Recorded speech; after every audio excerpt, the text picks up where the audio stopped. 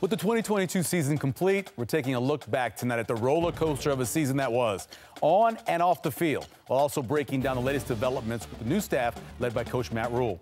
Sean Callahan will update us on everything going on with the 2023 class and the opportunities within the transfer portal. It's all coming up next on Big Red Wrap-Up.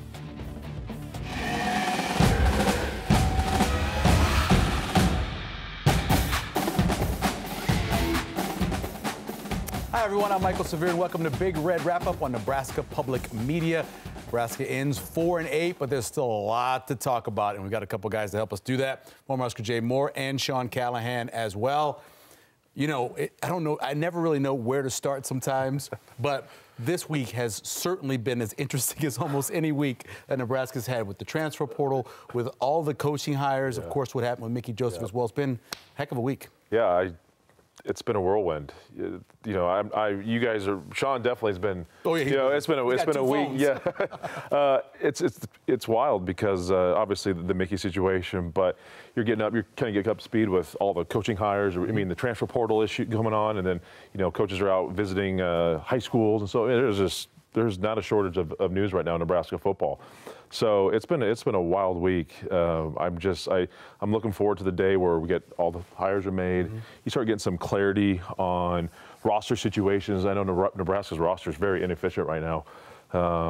They need to get more offensive linemen, need more defensive linemen. I believe receivers. Yeah, you're right. Yeah, I know. And correct me if I'm wrong. They got about 67 scholarships on so there's room for 18 more. But and it's gonna be well more than that. Yeah. So there's a lot of moving and shaking going on right now. So it's been a very interesting last week. You look at some of the comments about the coaching staff, and some people seem concerned that it's just Matt Rhule bringing in his friends and things like that. What do you think about the coaching staff so far?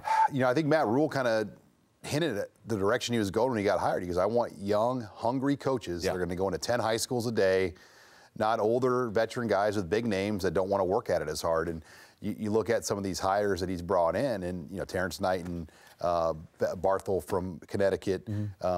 These are young, hungry guys that are going to get after it for him and kind of fit the vision that he wants when you kind of look at all these guys. But yeah, Corey Campbell, a younger strength coach. Ed Foley, obviously a veteran guy that's been an interim head coach twice at Temple. Mentioned Terrence Knight already, but then Marcus Satterfield, I really like that hire and what he's going to bring. But it's so incomplete, Michael. I mean, you've got 6 of the 11 full-time hires there. There's still 5 more to go that we don't really know. We think Jake Peetz is one of them. Yep, I was going to ask you about that because his name was brought up so much last week. We thought it was a given, but now you haven't heard the last couple of days. It's gone kind of quiet there, but I think, there's a lot involved. He's getting paid by LSU this year, $1.3 million. So he's an offensive assistant for Sean Payton at the Rams. So there's a lot there with Jake Peetz, but there's no doubt he's a good, accomplished coach, former Husker. I believe you played with him. Yeah, he was on the roster. Yeah, his last year was 2005, so he's just a year older than me. Yeah, so he was. It was crazy about Jake, and just he is the king of networking. I mean, the guy's been everywhere. He's done a great job of creating those relationships. But he was at Nebraska as a assistant, like a volunteer strength and conditioning coach, and he's like, I just want to be a part of the football program so badly.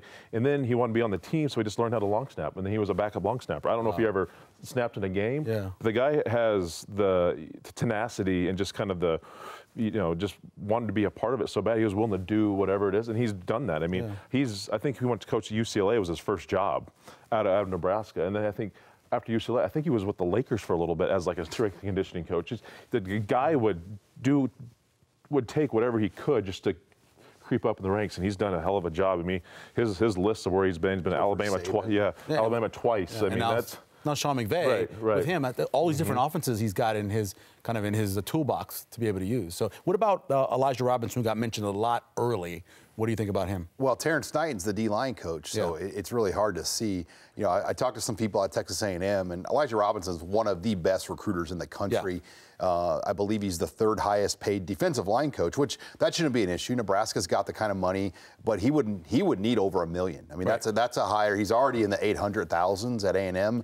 They don't want to lose him. He was really, really instrumental in getting all those recruits there a year ago. So that's a guy that you would think A&M does not want to lose because what he's meant there. And with Terrence Knighton in place, it's hard to see him being on this staff right now. Think Donovan Raiola gets held over? Well, we talked to Brock Knutson, Nebraska's offensive line commit out of Scotts Bluff, and he said that they told him on Saturday night that he's one of 4 people being considered for the O-line job. As of right now, he's the only member of the Mickey Joseph, Scott Frost staff that is being considered. You know, Mickey Joseph obviously I think was in that conversation, but right now Raiola is the only member of the staff that's even in play as far as those full-time spots go. And of course, we talked a lot about Mickey Joseph last week, whether he would stay. We know what happened with his legal issues. His next court date is set for January 30th. He's out on bond and obviously most likely won't be with the team, but we did talk a lot about him last week, so we wanted to make sure we got that in there as well. Before we get deeper into this, quick thoughts on the season. I mean, because it is a wrap-up show. Yeah, obviously, just a roller coaster. You start off the year, you know, they have a chance to get off the good start in Ireland against Northwestern. They don't do that. Honestly, you could probably argue that's probably the worst loss of Nebraska season. I think it might be worse than Georgia Southern. Yeah, I mean, that was the only team or only game Northwestern won was to beat us. So that's not great. But then you get that slow start. You get North Dakota, then obviously the Georgia Southern, and then the Frost firing. So, but I will say, you know, as slow a start they got off to. The changes were made. I think Mickey did a phenomenal job of capturing the team's attention. Bill Busch did a phenomenal job of kind of resurrecting that defense. I mean, they were one of the worst defenses in the country for the first 4 games, and they changed that thing rather quickly, schematically, and bringing some young players in there, which needs to be done sometimes. So, all in all, you know, obviously not to where I'll say this. It'd been really interesting if Casey Thompson would have gotten injured. Right. I think Nebraska's playing a bowl game if he does not get injured. But it is what it is. You know, the backup quarterback situation wasn't great. You give away games against Minnesota and Illinois, and you're 4-8 in Wisconsin as well, which is the worst one. So, you know, so they're 4-8. It is what it is. You got a new hire, and you know you got to kind of push it behind you and move on. And I think bigger and brighter days are ahead under Matt Rhule. Obviously finished strong. You beat Iowa at the end, but the defense was playing really well towards the end of the year. Yeah, Bill Busch, considering the circumstance, think about the last week. No Luke Reimer, no Nick Henrich, no Marquise Buford, and they're able to play the way they did. And they played in a scheme. They weren't giving up big plays. You know, and even the pass rush got better late. I mean, I thought the Iowa game was maybe one of their better pass rush games all year. 3 sacks, ton of pressures. O'Shawn Mathis had 8 pressure plays in that game. Best game by far as a Husker, as a rusher. So, yeah, the way they played late, first half against Minnesota was excellent. The way they played against Wisconsin. Yeah. I mean, the problem was, like Jay said, the injury to Thompson. They could have, I mean, the Wisconsin game and the Minnesota game and then Georgia Southern game, Northwestern, those are the 4. Right. You know, they should have gotten 2 out of those games, and we should be talking about a bowl game here today. Yeah, the depth is an issue, obviously. You mentioned the quarterback depth, but even when A.J. Allen goes down, and then all of a sudden you start having problems in the running back game. Just the depth wasn't there across the board. Yeah, it was, you know, because you had Gabe Ervin kind of come off his injury after last year, but once A.J. Allen, it would, you know, put a lot of pressure on Anthony Grant. And I think they wanted kind of that bell cow. You know, I think that's what they kind of wanted early in the year is having a running back you could give it to 25 to 35 times a game. But you still got to have a guy you can give spells to. And Jacques Yant just wasn't inconsistent enough. Sure. I mean, they try to feature him in the short yards and stuff. You'd think he'd fit well, and a guy's like, hey, we need 4 yards when they know we're running the football. He'd be the perfect guy, but you couldn't trust him.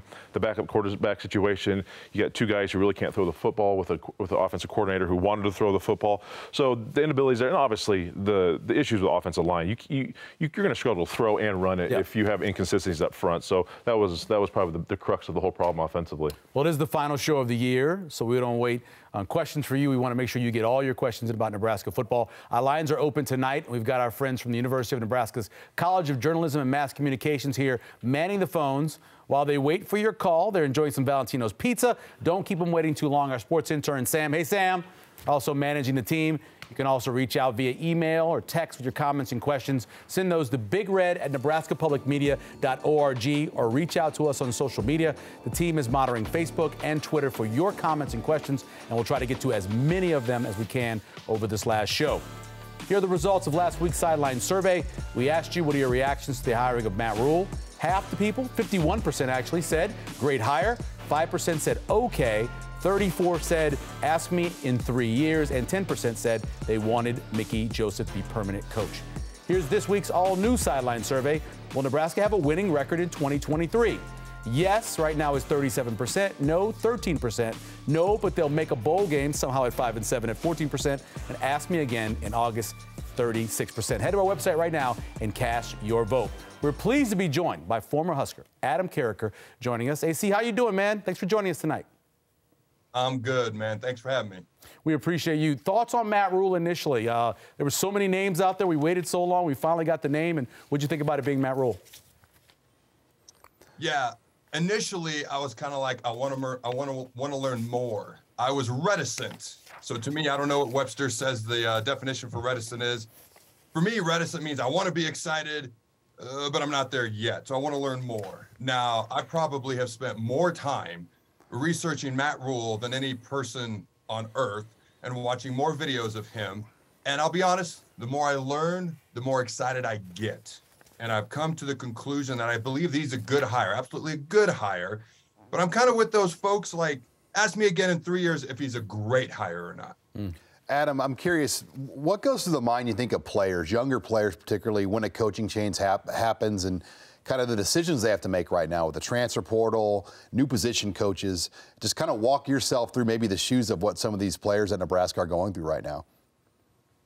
Yeah, you're trying to gauge Matt Rhule. What's he about? What's he like? What's he stand for? What's going to be different? What's going to be similar? What's he want out of us? Am I going to get a fair shake? Is he going to bring in a bunch of new guys that are going to be pushed to the forefront? How's he going to operate all this? And then what's a position coach going to look like for me based on my position? All right, then it's going to be what type of offense if I'm an offensive player, what type of defense if I'm a defensive player. All right, if I'm a big defensive end, hey, they're going to move me inside in a 4-3. They're going to move me to an end in a 3-4. What type of scheme we going to be running? And then you got to kind of evaluate all that. And if you think you have some value outside of the portal, in the transfer portal, outside of the school you're currently at, you got to weigh those options as well. AC, Matt took over a Temple program. Matt took over a Baylor program. Now he's taken over a Nebraska program that is vastly different, I think, than those two places he's been previously. How big of a rebuild do you think this is for Matt Rhule going into next year? Well, first of all, hi to my former roommate, hi to my former teammate. How you doing, Jimmy? I'm good, buddy. How are you been?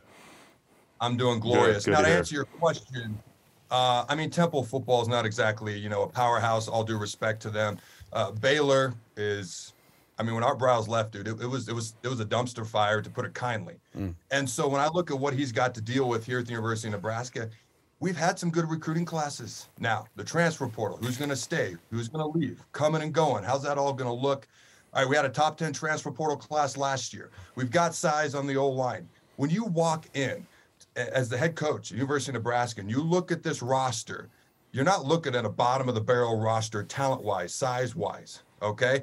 Win-loss record, yeah, not where we want to be, not even close. But I would look at the cupboard, I'd be like, man, it's not bare. I just got to coach up what we got. We got to coach it up, and then obviously you got to manage transfer portal, NIL, and I think those things can allow him to possibly turn Nebraska around even faster than he did at other places, although I'm not going to drink a whole bunch of that Kool-Aid just yet. I want to see how it goes throughout this process. Adam Carriker joining us here talking more about the hiring of Matt Rhule in Nebraska as well. He brings in Terrence Knighton as the defensive line coach. Your thoughts on him? Pot roast. Oh, man. A guy that I watched play in the league for a long time. As soon as he was announced as our D-line coach, I got a text from three different guys. I don't think Jared Crick will mind me sharing this. He was one of them. He's like, is Pot Roast our D-line coach? And I was like, yeah, I believe so, man. And so it's interesting. It's his first time. He's been a D-line coach at Wagner, an assistant D-line coach in the league. But it's his first time really being the D-line coach at a big-time football program like this. So he's got the experience. He was a third-round pick. He played in the league. He played at a high level. Okay. So how does he recruit? How does he adjust game plan-wise? Getting ready for really good coaches and opponents. How do they make in-game adjustments? I'm excited to see what he can do. He's a guy that I'm more on the optimistic end of things when I think about Pot Roast. Adam, I'm curious, what do you think is the best way to recruit at Nebraska? I mean, you've been a part of it where you've seen it as a developmental. When you were with Coach Solz, they brought you in, developed you into a pro, and then you were a part of Bill Callahan when he brought in, guys like Ndamukong Suh. I mean, how do you, if you're giving Matt Rhule advice on how to recruit, roster build at a place like Nebraska, how would you tell him how to do it? I'd start with the in-state Nebraska kids. And I've been saying it for years. And when we were not winning the in-state recruiting battles for years, people were like, oh, it's not that big a deal. And I'm like, I disagree. I think it's a very big deal. I think Nebraska kids are much more likely to stay around. And yes, Nebraska has not won like they used to when I was growing up. And it was a lot of kids' lifelong dream to come here. But it's still going to mean more to Nebraska kids. It's still going to mean more to kids within that 500-mile radius. Okay, and then obviously you've got to expand. You got to get some, whatever holes you need, whether it's speed, whether it's size, linemen, wide receivers, DBs, whatever the case may be. But you start close to home because it will mean more to them. They're probably going to work a little bit harder. And in this day and age where the transfer portals created the wild, wild west in college football, I would like to think that they're going to be less likely to enter the transfer portal if things don't go their way right away. And when you look at the transfer portal and building, like, Sean was saying with development, what's kind of the balance there? Does this have to be a development program and you're just kind of filling in? Or do you have to win right away and really load up on a portal, guys? What do you think happens with the 2023 folks? I think it depends on the position. I think it depends on who comes back. If Casey Thompson comes back, then you can get some more guys you can develop over time at the quarterback position. I'm just picking a position here. If he doesn't come back, then you need someone who can step up sooner. And then you've got to evaluate Purdy, and you got to evaluate Harburg, and you got to evaluate Logan Smothers and what type of offense you're going to run, because which quarterback fits which system. When you go to the trenches, especially on the offensive line, we need guys who can come in and make an impact right now. So it was interesting. Before they hired Rhule, okay, there was talkings they wanted to go the JUCO route more so than transfer portal guys. For the offensive line. Now, whether you go JUCO route, whether you go transfer portal, whatever the case may be, we need more immediate impact players when it comes to the trenches, offensive and defensive lines. Adam, I'm curious, just the scheme on defense. I mean, what do you think is the best fit? What are you hearing about these coaches? We don't know who the defensive coordinator is, but do you think 3-4, 4-3, multiple?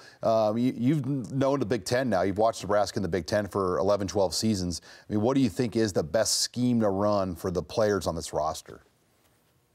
I can't tell you how many times I've been asked that question going all the way back to my days in D.C. When we first got there, they went from 4-3, which they had for about 84 million years, and they brought in the 3-4, and D.C. fans were in an uproar. It was the worst thing they'd ever seen. And we're watching film of the Pittsburgh Steelers because that's the defense we're going to run. And so I started answering those questions then. And ever since Diaco's been here and come and gone, and everyone that's come and gone on the defensive side of the ball, I've been asked that question a million times, and I'm going to give the same answer. Okay, 4-3, 3-4, it doesn't matter. It's not like you're choosing between the fun and gun and the triple option, okay? To me, I've seen teams win national titles, Big Ten titles with the 3-4, the 4-3, same can be said with Super Bowls, where I kind of am like a little bit more. I'd like to avoid things like the 3-3-5, and no disrespect to a team like Iowa State or somebody who runs that, but to me, I would only go to like a 3-3-5 type defense if you feel you have to kind of trick the offense because your personnel doesn't quite match up the best. So aside from avoiding some schemes like that, because I like to think that our personnel can match up fairly well more often than not against our opponents, 4-3, 3-4, I don't care. Just run whatever you believe and go with it, but don't be wishy-washy. What are your thoughts on the Scott Frost era? Certainly, I remember when he was hired, we were talking back then on a consistent basis. I think we all thought it was going to work. Obviously, it didn't. What are your thoughts? I think it was a surprise that it went the way it did. Obviously, not the way anybody wanted it to go. I wish Scott nothing but the best going forward in the future. Hopefully football here in the state of Nebraska going forward can start to be on this trajectory, okay, because it hasn't been on that trajectory for quite a while as far as Scott Frost. Obviously, the wins and losses were nowhere near close to where he wanted it to be. Hopefully he can bounce back, and hopefully Husker football can bounce back as well. Adam, so a lot of people here wanted Deion Sanders to get a shot at the head coaching job. He ends up at Colorado. What'd you think about the hire, and what'd you think about him and his first speech with the team? Here's what I'll say, because it's interesting. I feel like Matt Rhule you know, maybe he's not the coach everybody wanted here at Nebraska at first, but I felt like he was the coach we needed, especially the more I learn about him. He wants to be physical. He wants to be tough. He wants to address the trenches. He wants to do everything that Nebraska fans want to see. When I think about Colorado, I think about a school that has struggled for quite a while. Okay. And I think about a school that has academic restrictions. They don't have a general studies major, and they don't have a few other majors that have made it hard for them to recruit to that school. Here's what I know. Deion Sanders, he's going to get people to come. That academic limitations that they've had, it ain't going to bother Deion Sanders.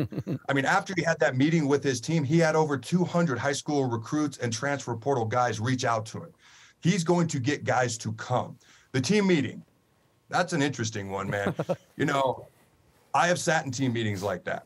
I have sat in team meetings with new coaches where they're all but telling you, get out, because if you're going to be here, you better really want to be here, or you better get out. I've sat in those meetings. And so my initial takeaway was I was motivated. And I put myself in the Colorado players' shoes. Okay, I've been on good teams, I've been on bad teams. And if I'm a Colorado player, I'm like, man, we're really not very good. And here's this guy who's coming in. He's got a pedigree in his past, his history as a player, as a coach. He's coming in and he wants us to be excellent. And he wants to do it soon. I freaking love that. Now, there was a lot of me, there was a lot of myself, and there was a lot of I'm coming out of Deion's mouth. Okay. Now, if that's the only video I ever saw of Deion Sanders talking to a team, I'd be like, whoa, I don't know about this dude. But I've seen, outside of Matt Rule, I probably watched more Deion Sanders videos this season at Jackson State. A lot of them in preparation for the show that I did at one point, talking about Deion, you know, would he be a good fit here? He doesn't talk like that all the time. He's trying to set a tone. He's trying to set a precedent. He's not walking into a situation where the cupboard is as bare there, is as full there as it is in Nebraska. I don't know if the cupboard's full in Nebraska, but it's not as bare as it is in Colorado. So the more empty seats he can get, if guys don't want to be there, if they don't want to be there, great. But the more empty seats he can get, the more of his guys he can bring in. The final thought I'd have as a player, other than being excited, I'd be like, all right, you clearly want to bring your guys in. Hey, Coach Deion. Hey, Coach Prime, as they call him. Am I going to get a shot? Yeah. Or your guy's going to be put in front of me right away? Because if I get a fair shot, I'm in. If I'm not, I'm out. That'd be my reaction. Adam, we appreciate it. Thanks for taking the time. Thanks for having me. All right, coming up next on the show, we will chat with Omaha World Herald writer and columnist Dirk Chatelain to continue our conversations. But first, we look back at the season, courtesy of photos from Hail Varsity. We're back soon.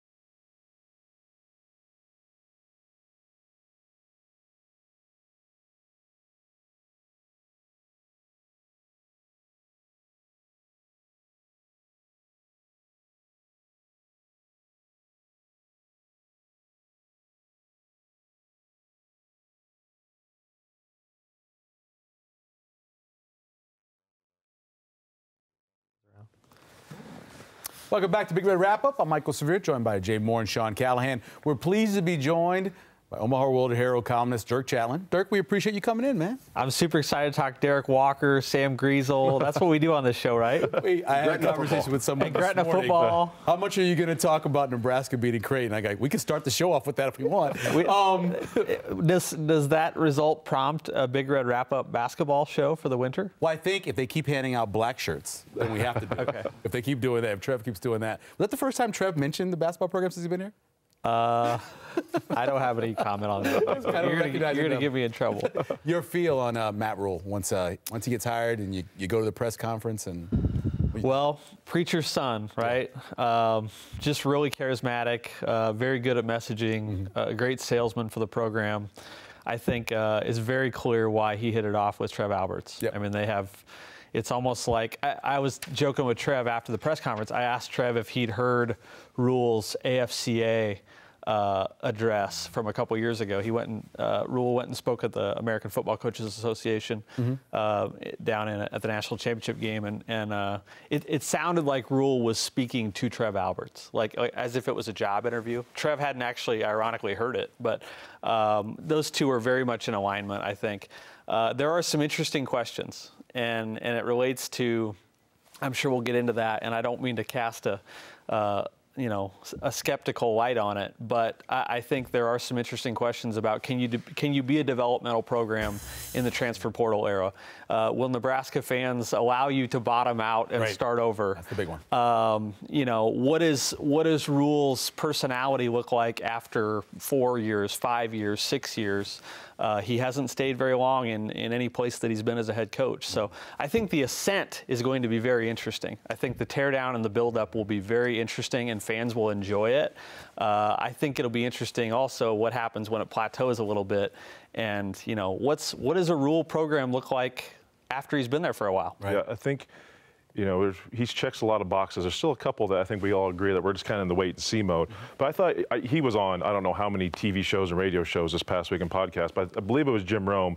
And he goes, what'd you learn from your failures in the NFL? And I think that's always, with Matt Rhule, the interesting thing is people are like, he's 0-11 against ranked teams. He is, his win-loss is, 48 and 30-something. And games over. Yeah, so there's some of that. But I thought he hit this very, very well, because I think you can learn something from not being successful in a spot. And he said, I hired guys with more experience in NFL, but that was a mistake because those weren't my guys. They didn't know how I operated. I thought that comment right there just kind of spoke to his abilities to understand him as a coach, how to build a program, what he wants. 'Cause I think that was a knock against Scott, was he thought he kind of knew what it was, but I don't think he was fully vested. He knew exactly what it was going to take. I think Matt knows exactly what it's going to take to turn this thing around. Well, one of my big boxes was, have you been a Power 5 head coach? Sure. It was frustrating to me looking back at Nebraska over 20 years, where Frank Solich, Bill Callahan, Bo Pelini, Mike Riley had done it, but at a much smaller scale. And then Scott Frost, Nebraska hadn't hired Power 5 coaches, and I think that will help Rhule. I think the NFL experience will certainly humble Rhule, if nothing else. I just think his personality works better for college. I mean, you can see him connect with 18 to 22-year-olds, whereas I think maybe 30 to 34-year-olds might tune him out. So I think it's a good fit. I think the fact that he had 6 weeks to sit on it is a good thing. I think he had a chance to think about whether he wanted to do this and whether Nebraska was where he wanted to be. So again, to me, the big question is, what does a developmental program look like in 2023? Because I think we all like to tell ourselves, I certainly do, I've written it so many times, I can't count, but we want Nebraska to be sort of an offensive defensive line program where you have kids in and you build them up slowly over the course of 3 or 4 years. And man, you guys see the portal and it's just like, I don't know if anybody has the attention span for that, right? So I think that's the big question is will, and one of the litmus tests I think will be, how many kids does Rhule take, in the next month? How many newcomers does he take? If he's conservative with it, I think it indicates that maybe he's willing to bottom out and play it slow. But it's tempting to start going through that list and look for quick fixes too. Dirk, when you look at just the past failures, the last 20 years of coaches, I mean, some good guys have come into this job here. What has been stuff that maybe guys have underestimated? Like, I think people just walk in, we got the money, the facilities, the resources, the fans, it's all there, but everyone's failed. Like, what do you, from what you've seen, why are people failing at Nebraska when they Well, Sean, it's a great question. I mean, it's a 2-hour show probably. No, I mean, seriously, like that's the big question over the last 20 years. I think at this point in time, I would like to see Matt Rhule put as much emphasis as he can on the offensive line. I think if you look back at, look at all the attention that Scott Frost put into Adrian Martinez, for instance. What if all those resources and all that focus would have gone into the offensive line and building that thing up from the foundation? You might see a Kansas State-style program where the quarterback doesn't have to be, great. I think when you look at old clips of Rhule, he's often working with the O-line, which indicates that it's a point of emphasis for him, which I think is a good thing.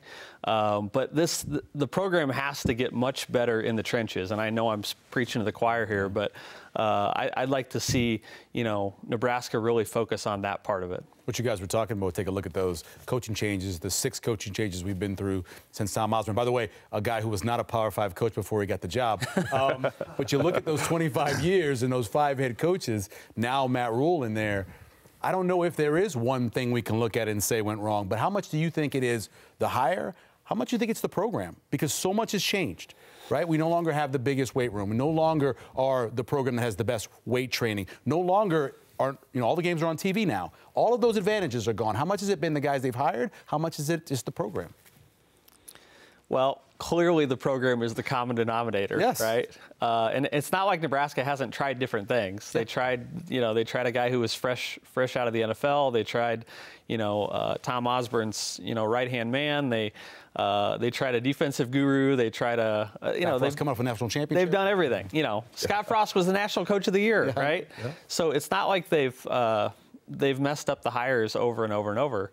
But it seems to me that I think often when Nebraska gets a head coach in here, they're a little slow to learn the lessons, I think. Mm-hmm. And I think it was true of Bo. I think it was, a little bit true of Riley, too. And I think it was certainly true of Scott.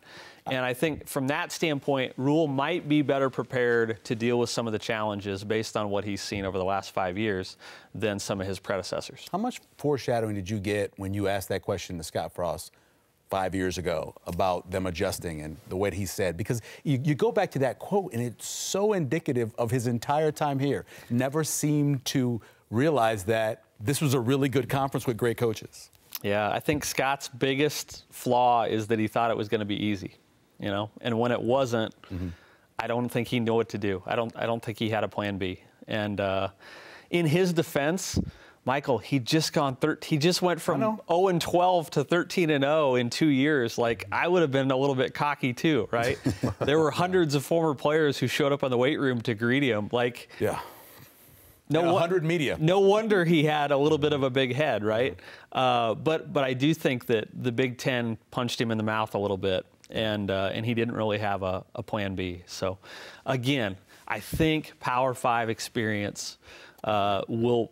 I'm not saying Rhule's going to succeed, because the odds are probably against him, just based on Nebraska's track record over the last 20 years. But I think he's more prepared for some of the challenges than like I said, Scott was, certainly, or Bill Callahan, Bo Pelini, guys like that. You get the sense Rhule's going to be a lot more public too. Frost, first time we met him when he took the job, I mean, he kind of said, "Don't ask about my family," and his family wasn't there. He had Rhule and his kids up front. I mean, just that style. He's tweeting out pictures of playing ping pong 2 nights in a row with Julie Noonan, Maverick Noonan's mom. I mean, do you think that style is better for Nebraska to have a coach that wants the public to know his wife, wants the public to see his family out and kind of be a part of the state? It's retail politics, right? It's shaking hands and kissing babies. And I do think Rhule will enjoy that more than, Mike Riley did a lot of that too, but he was a little bit more of the, Mr. Rogers, Andy Griffith type of character. I think Bo and Scott and Bill were much different in that regard, Sean, and you know it as well as anybody that those guys, they wanted to be out of the spotlight. Don't talk to me in the grocery store. Right. Don't. I'm not going to be caught dead at the grocery store, right? But honestly, Matt Rule I'll never forget catching Bill Callahan in a small town when they were going around and him saying, I did not see this coming, this fishbowl. Even though he's with Carolina, which is an NFL team, there's no way Matt Rule's ready for the attention. Not this level of it. It's different. It really is. Maybe, but Every practice, 15, 4 deep, asking questions, everything being analyzed all the time. It's different, man. it might be different. But he's, he coached college football. He coached in the Big 12 in Texas. Yeah, at Baylor. Yeah. In well, Waco. but it's Baylor, but it's, Yeah. It's Texas, right? Yep. Mm-hmm. Football's big in Texas. Sure. I think the NFL spotlight will be maybe not on a day-to-day basis equal to here, but the scrutiny will be higher with the Carolina Panthers than it is here. Yeah. I think people are going to give him the benefit of the doubt for quite a while. I hope so. Quite a He needs while. it. I mean, it might take. Can he bottom out to 1-11? And I doubt it. No. But if Nebraska's 4-8 next year, 3-9, like people are going to be pretty patient with it as long as they get an indication that it's going the right direction. How intrigued are you for the start of next year? Oh, yeah. Thursday night, PJ Fleck on the road, probably a Fox game or a national televised game. Then you go for sure national televised game. Deion Sanders, Matt Rule, and Boulder. Sean, can a new Nebraska coach get an easy game? No, like, no kidding, right? I mean, you look at, Scott's opener was tough, and Mike Riley's opener was tough. BYU, I mean, that was a crazy opener. Well, Scott's opener rained out, too. Yeah, so That was Nebraska worse. could really use a break when it comes to first-year head coaches and their opening game. How about, though, after all these years, the Colorado AD, or was it the president, was standing up there saying, hey, do not sell your tickets to Nebraska. After all these years we've been talking about with the losing, he knows that no matter what, Nebraska's going to show up. Yeah, That was incredible. Deion Sanders added a lot of intrigue to that game for sure. He did. It's interesting to contrast. I think Rule and Deion connect with college kids. Oh, yeah. At a similar level, just with very different styles, right? One is a preacher, and one is a preacher's son. You're right. Yeah. No, I mean, each of them could be very comfortable in a mega church at the pulpit in very different ways, right? So I think it's probably a reflection of what ADs value in college football. They need somebody. They need a spokesman for their program, and they need someone who can jump in the portal and get the attention of a kid that might be halfway across the country that's never heard of you before. Let's finish up with that, though. What do you think about the portal, NIL? Obviously, it should be an advantage to Nebraska in many different ways, but how do you think it's going so far after a couple of years? I don't know. Do any of us know? I mean, I feel some schools, it's worked very well for some schools. I feel like it could be totally different 3 years from now. Yeah. If it was just the portal, maybe it's manageable. But when you throw the NIL component into it too, it's chaos. It's free agency. It is free agency on a hyper speed level, and it's going to take. You're going to see more general manager type roles in college programs, over the next 5 years than we've ever seen before, because it's not just coaching. It's talent acquisition. It's scouting players from around the country and deciding who could fit into your program. If you're waiting until December 5th to analyze all this stuff, you're going to get lapped. So, again, I hope Rule has thought about that over the last 7 weeks. I think that break probably gave him some time to game plan a little bit. I know Trev Alberts has thought about it. So, Nebraska's going to have to be active. I just wonder how active they're going to be in the next month. Does Nebraska ball make the tournament? No. Yes? No. NIT. Come on. We were riding a wave here, 3 in a row. I would so love to give you some positivity, but Can they validate tomorrow night against Indiana? I don't know. I don't. a tough one, isn't it? Yeah, it's tough. If it was a basketball Nebraska's, show. I mean, the 8-minute scoring droughts are still going to happen. Legendary. I know. They go back to Barry Collier. The trademark of the program. Dirk, we appreciate it. Thanks. Thank you guys for having me. It's good hearing from Dirk. We appreciate him coming on. Next up on the wrap-up, Sean will help us dive into the things and where they stand, the class of 2023. Before we go to break, though, we'll take a look back at 2022, courtesy of Hail Varsity.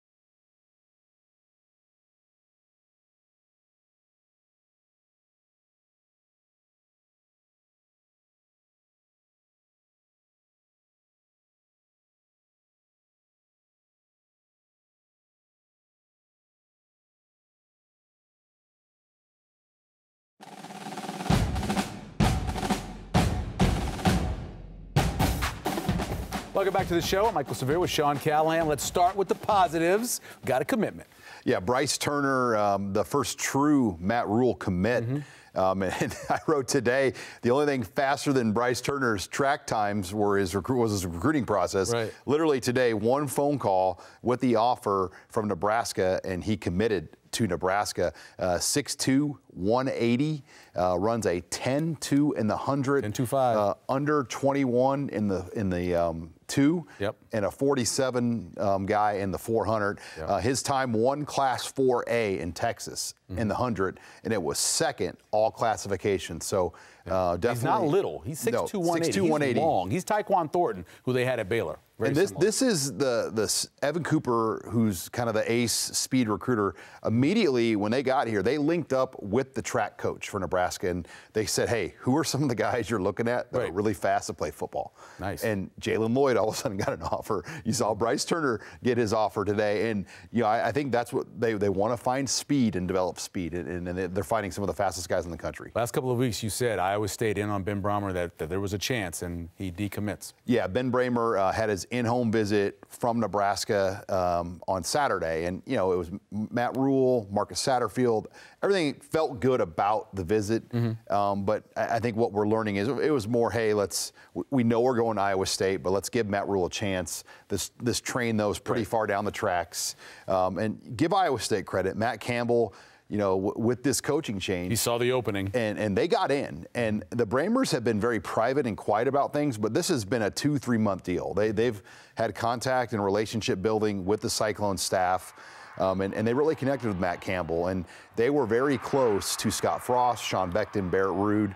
And so it was a difficult time, but they just felt this was the best fit for them, and they saw nothing wrong with Matt Rule. I mean, I had a long talk with Ben's father, who's also the head football coach and principal at Pierce, and they had nothing but great things to say, but you could just feel the but. Right.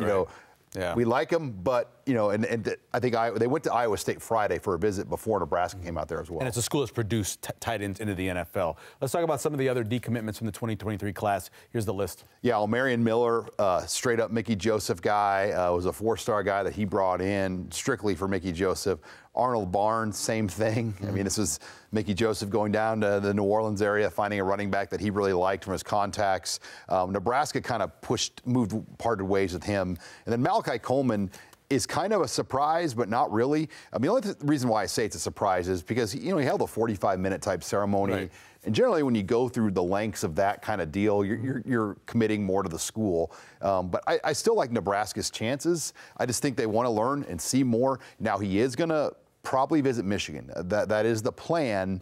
And then I think he's going to come back to Nebraska again for another visit. So we'll see where it goes. But Malachi won't have to sign until February. Right. He's not an early enrollee. So he can kind of flip things, and January could be very busy for him if he wants to be. He might just like the attention. That's part of it, too. Hayden Moore, home visit? Yeah, tonight's a really big in-home visit. Hayden Moore, linebacker from Regis Jesuit in Aurora, Colorado. Yeah. Probably the most underrated guy in this recruiting class for Nebraska. Low 3-star in most of the services, but he's got A&M, he's got Michigan, he's got Wisconsin. All these people that put out linebackers want this guy. And right now, Nebraska and Matt Rule are out there for their visit. He's got an unofficial setup to Michigan and an official setup to Texas A&M. But he told us he's leaning towards staying with Nebraska. So I think tonight will be really big because they've got to keep him. I think he is a very good player in this class. Let's talk about portal offers. Yeah, Nebraska's made 5 of them so far. And a few of these everybody's offered. Yep. Cornelius, the offensive lineman out of Rhode Island, I believe on 3. We have him the number 3 overall guy in the portal. So there's 2 kinds of portal guys that go in the portal and guys that go in the portal that literally everybody offers. Everybody wants. And that's him. Xavier Gilroy, same deal. He's got 20. I haven't checked his offers today, but he's 20, 30 offers probably. He is one of the best receivers. Just Samori Toure kind of. Yeah, Samori Toure type of guy. Right. Now, Elijah Judy went in the portal, 4-star to Philadelphia, defensive lineman. he is going to visit Lincoln this weekend. Right. Nebraska's in a great spot with him. Keegan Johnson, who was just on the phone with his former high school coach, Mike Huffman. He's getting a ton of attention. Oh, I bet. But I think that 4 teams that are the players with Keegan Johnson, Notre Dame, K-State, Nebraska, and then Purdue. I think those are the 4 teams to watch. Now, Purdue. After you saw what happened with Charlie Moore, you could understand. But Jeff Brom, what's going to happen? Exactly. I go to Louisville. But I think Notre Dame's in a great spot. Nebraska, I think he wants to see the quarterback situation. So, yeah, they're in a good spot. And then finally, Andre Carter, he got 10 Power 5 offers today.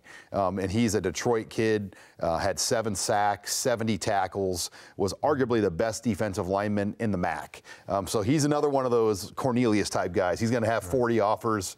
And he's going to probably be playing somewhere really good. And on the other side, about 9 guys total going to the portal from Nebraska. Yeah, 9 scholarship guys in the portal for Nebraska. The biggest one, as we know, is Ernest Hausman. And for whatever reason, it just wasn't there. He didn't really see it with this staff. Yeah, that's tough. And, we had heard on Wednesday or Thursday this was going down. And it was almost like, wow, really? Like after that year. You just didn't believe it. But he's got 30 or 40 options right now. I mean, he's got everybody on him. So right. USC, Florida, Wisconsin, you name it, he's got major opportunities. Michigan. DeColdis Crawford, I think, will surprise people. But he got hurt this year. He's a Mickey Joseph guy. He is. Had a great NIL commercial. That's what I always remember him for. But he was basically gone for the last month, is what I was told. After, like, he kind of had a foot out the door for about a month.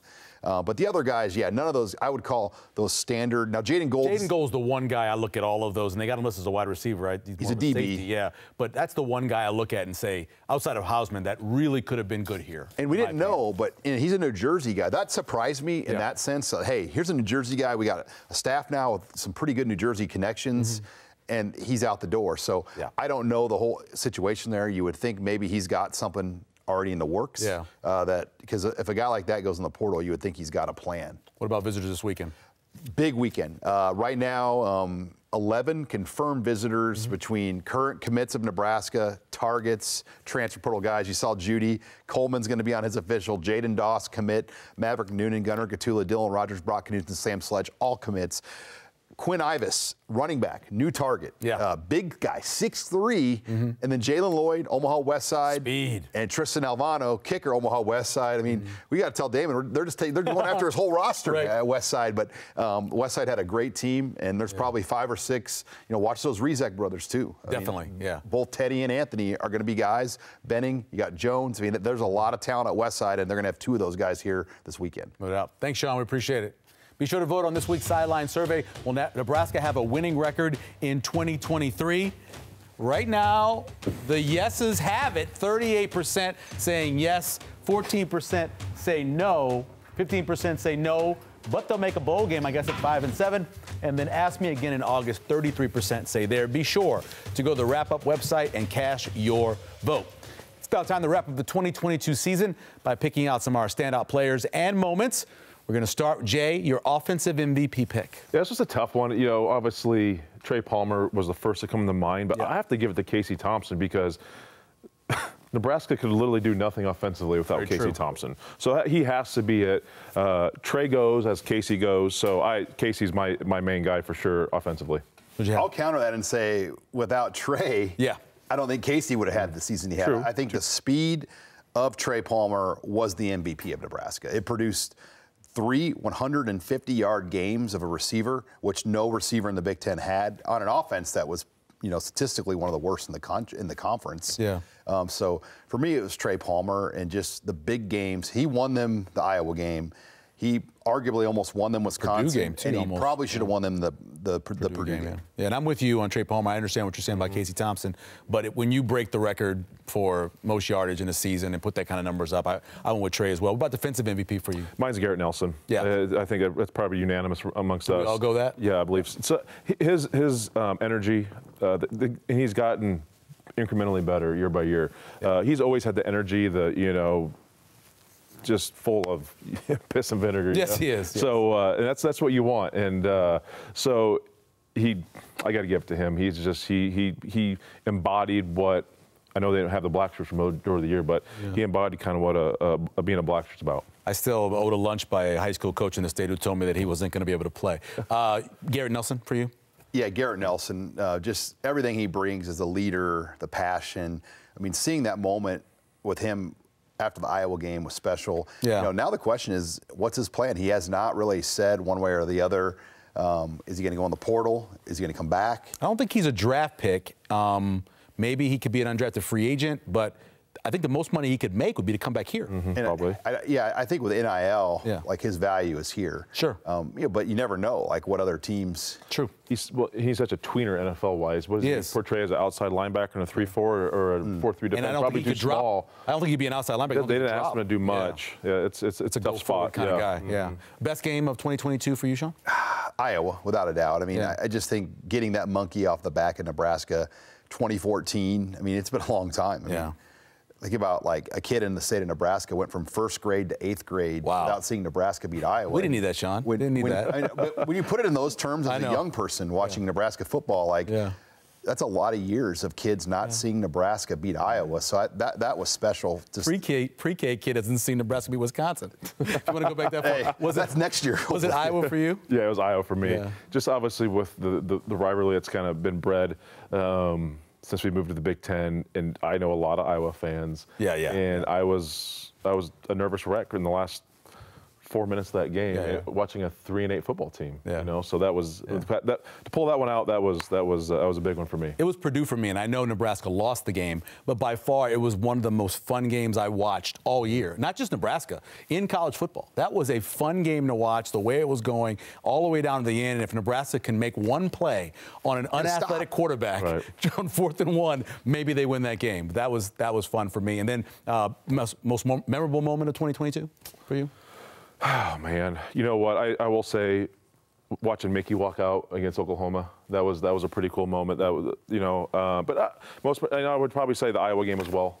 You know, just beating Iowa, that's big time. But those are probably my two most memorable moments of 2022. I mean, my moment is without a doubt going to Ireland and just that stage, that scene, seeing about 15,000 Nebraska fans taking over the Temple Bar district. And you know, there were people blasting the Husker Fight song on balconies over the top of the Temple Bar.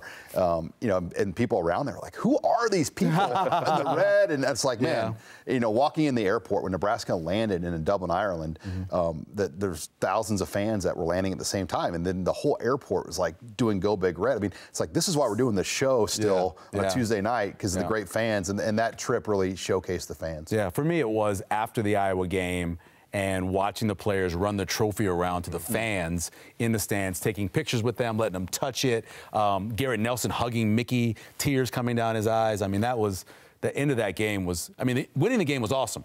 The reaction afterwards was the most memorable for me. Very much so. Yeah, I agree. It was pretty incredible. But it's one of those things where we look back at this year, and again, for many people, it's a lost year because it's 4-8. There's no bowl game. But at the same time, I think we learned a lot about the fan base. We learned a lot about this team, these coaches.